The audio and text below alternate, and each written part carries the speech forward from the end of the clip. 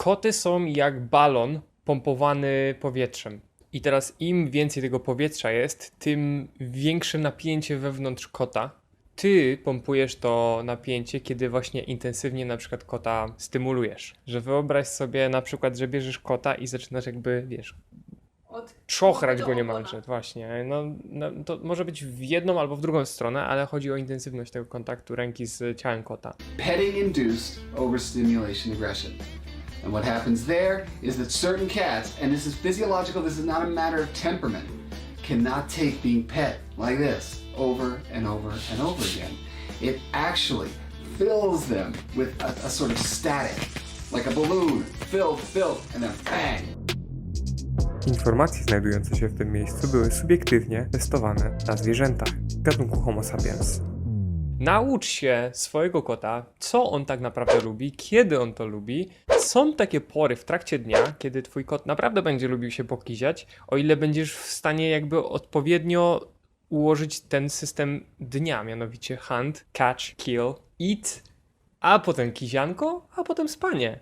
I teraz, kiedy pompujesz ten balon energii w środku tego napięcia, to będą takie rzeczy, które możesz zauważyć, jeśli chodzi o swojego kota, takie sygnały, które będzie dawał ci kot.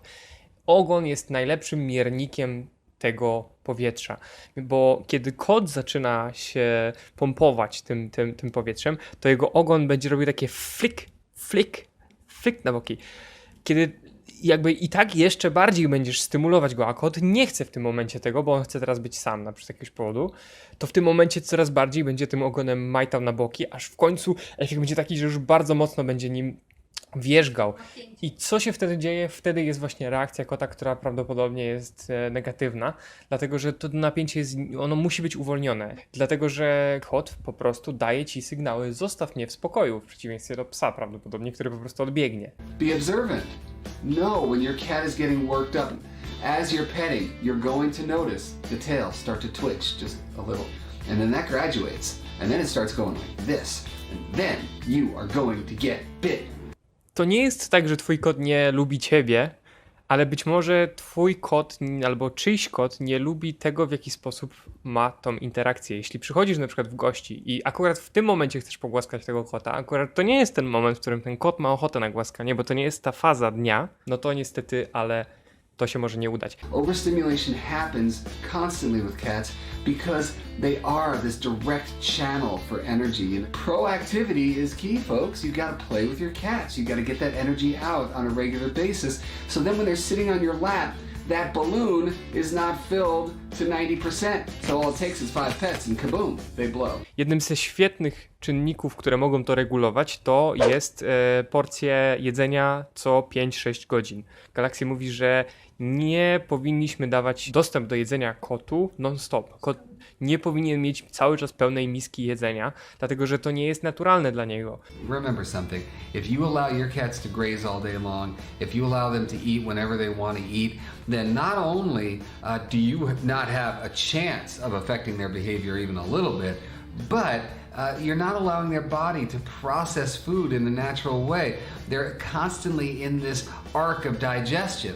And we don't want that because then their energy is totally unpredictable to us. Koty są genetycznie, a jeszcze raz powiem, w przeciwieństwie do psów, psy to nie są wilki, a koty to są niemalże jak tygrysy, więc jakby porównywanie psa do wilka jest znacznie bardziej błędne niż porównywanie kota do tygrysa.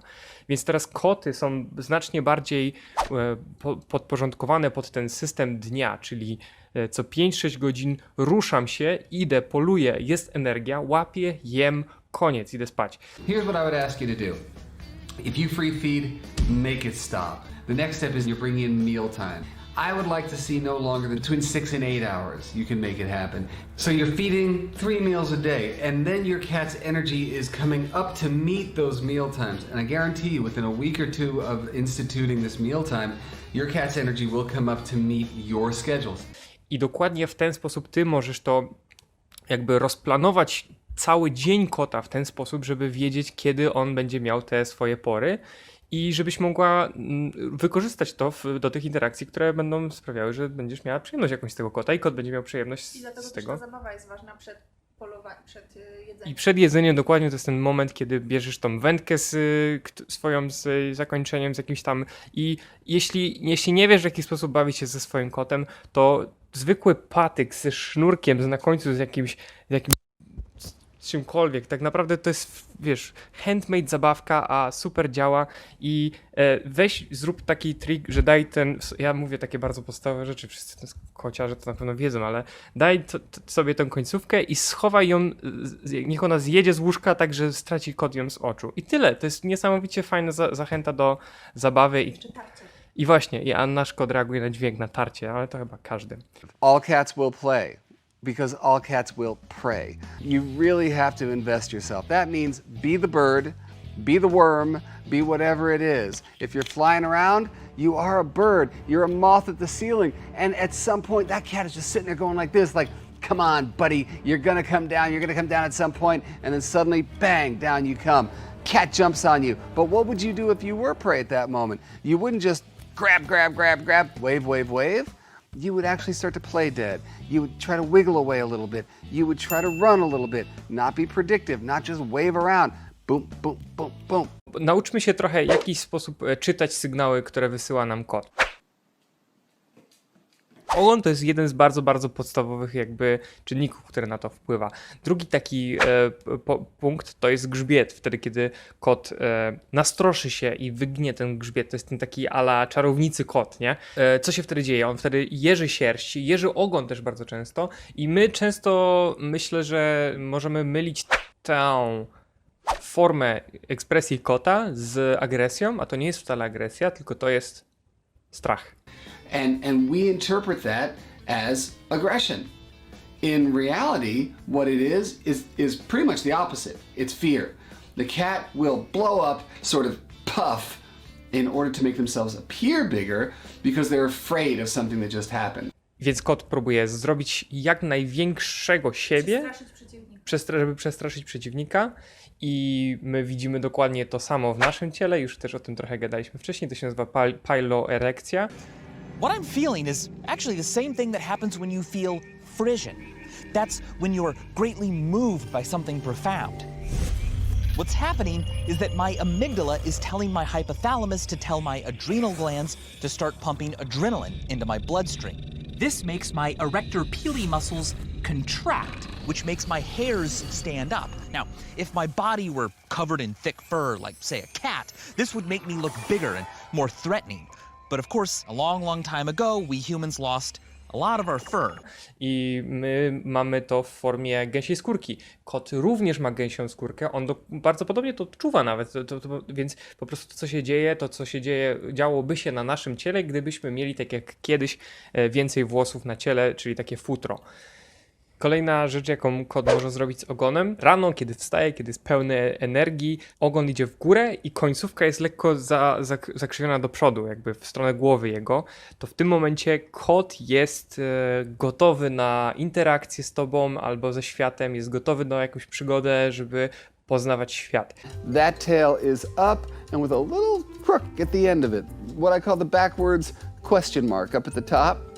That lets you know that the cat is confident, ready to explore, happy to see you. In fact, once that little question mark goes up straight like this, now I'm excited. I am now thrilled about what life has to bring me, okay? I teraz, kiedy ogon z tego przesunie się w dół, w sensie na płasko, to w tym momencie kot już jest bardziej uważny, nie jest pewny, co się dzieje naokoło i woli być bardziej ostrożny.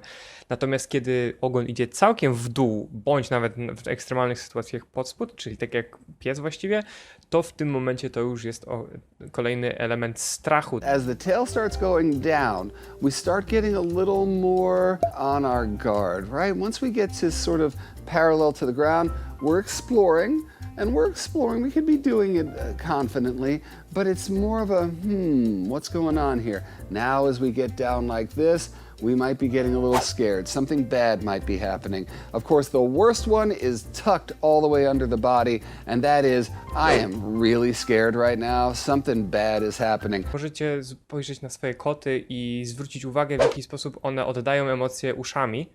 Na przykład postawienie uszu do góry i na boki jest bardziej też elementem strachu, więc też po uszach da się to rozpoznać, a z kolei jak one idą całkiem w dół, tak, to my nazywamy to Baby Yoda i to jest właśnie ten moment, w którym ja przynajmniej widzimy to po naszym kocie, że kiedy on próbuje się schować jak najbardziej za tą poduszką i czeka na ten moment polowania, nie, i widzimy tylko takie oczy i te, ja mam nadzieję, że kiedyś uda mi się to złapać, to wtedy dołączę to w tym miejscu. Także uszy i ogon są świetnym miernikiem emocji kota. I mean, this is where cats turn into like the predator, people, because all of the things that have evolved over the years, of the centuries, to make cats the superior hunter. That is Whiskers getting the general temperature in the air and focusing in, trying to get information that way. Eyes, ears, everything, every hair on their body, focused in on their prey. Ciekawa rzecz jeszcze to są oczy, bo oczy, źrenice zwłaszcza, mogą się albo zwężyć, albo się rozszerzyć. I teraz kiedy kot rozszerza źrenicę, to ma bardzo niesamowitą umiejętność peryferialnego widzenia, czyli po prostu ogarnia wzrokiem cały pokój, jakby całe pomieszczenie, cały obraz, który ma przed sobą i sprawdza, czy nie ma jakiegoś zagrożenia na przykład, albo czy nie ma czegoś interesującego, a następnie, kiedy zwęzi te źrenice, to w tym momencie jest bardzo skupiony na tym jednym konkretnej rzeczy. Więc kiedy kot tak zwęża te źrenice i widzi ciebie, to prawdopodobnie ty jesteś obiektem jakby w tym momencie jego zainteresowania, jesteś prawdopodobnie ofiarą w tym momencie. W sensie również takiej zabawy jakby być może. Tak samo jego whiskers, czyli wąsy, też one pobierają jakby temperaturę w ogóle otoczenia i cały kot ma, cała genetyka jest tak skonstruowana, żeby odbierać wszystkie możliwe bodźce z otoczenia na temat tej konkretnej ofiary, kiedy on jest tak bardzo skupiony na tym i przygotowany do tego skoku. To jest dokładnie to, kiedy ty się bawisz za każdym razem z nim i on, wiesz, uruchamia cały ten system genetyczny przez ewolucję stworzony do tego, żeby skoczyć na ten jeden mały jakiś pyrpeć i to złapać po prostu. I no to jest coś niesamowitego.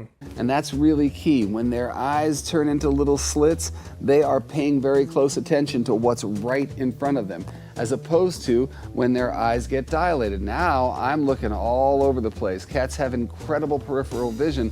By widening out their pupils, they're also getting a full lay of the land. They're letting in as much light as possible in a general way, just to make sure that everything is cool here. I've got escape routes, but yet I see what's going on. Now I get thin in here and I am looking at you, buddy. I am focused in on you. My whiskers are focused in this way. I'm getting as much information as I possibly can. Jeszcze jedna rzecz, dlaczego u kotów jest bardzo tak właśnie wyczulone te wszystkie zmysły i to, że ma te wąsy, oczy, uszy, wszystko u niego w ten sposób działa, to też dlatego, że one jednocześnie są predatorami, ale również mogą być złapane, upolowane przez inne zwierzęta. One są w środku łańcucha pokarmowego i dlatego jednocześnie to nie jest, że chodzi i jest bardzo, bardzo pewny siebie, tylko jednocześnie skrada się jak cień, ale też potrafi być agresywny, żeby zaatakować, w sensie kiedy poluje, dlatego że ewolucja wyuczyła je tego, że obu mechanizmów, że jednocześnie muszę być bardzo czujny, ale muszę też być zdeterminowany, żeby upolować. Bardzo ciekawe.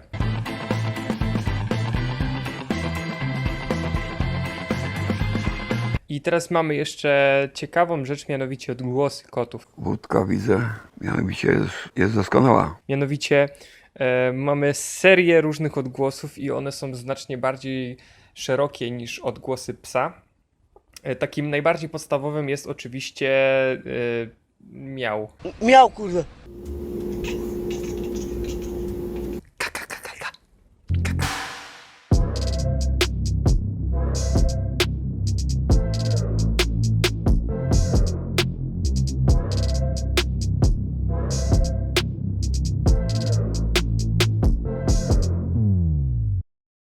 Let's see if I can do a caterwaul here.